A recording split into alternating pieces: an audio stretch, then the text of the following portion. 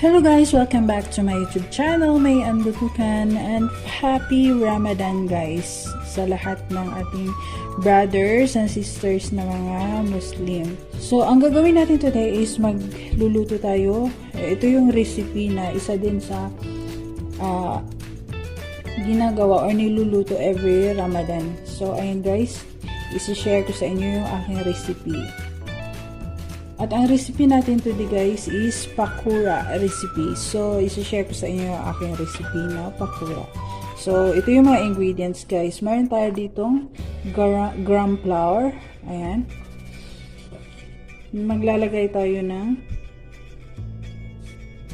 ito siya, baking powder. So, ayan, baking powder guys. Kaunting salt. Salt.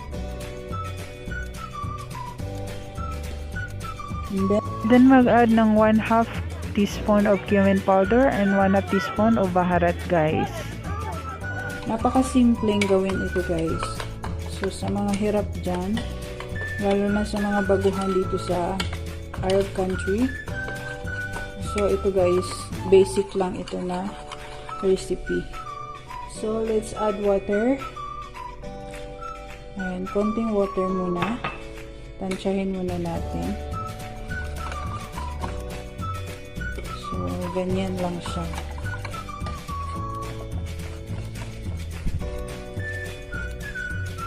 So, ayan guys, na-mix na natin lahat yung ating dried ingredients. So, mag-add tayo ng konting garlic. Chili.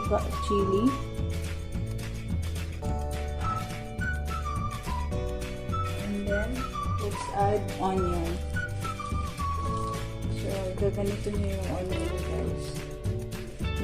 Hiwa-hiwalay dapat siya. So, ayan. Dapat hiwa-hiwalay. Madami yung onion guys.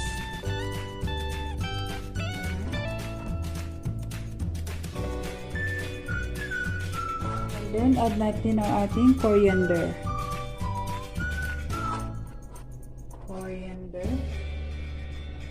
And carrots. Counting carrots guys. May kulay lang siya. And now, i-mix natin.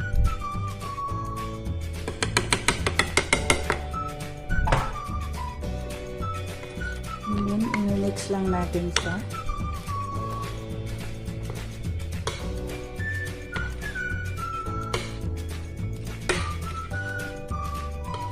And then, next nito guys is ipa-fry, i-deep fry lang siya.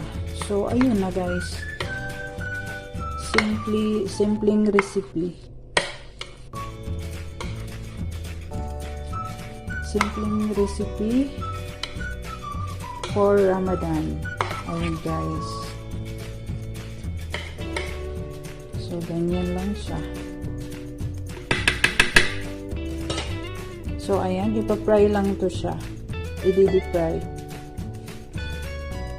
So, ayan guys, mag-start na tayong mag-fry. So, ganito lang siya. Ganyan lang.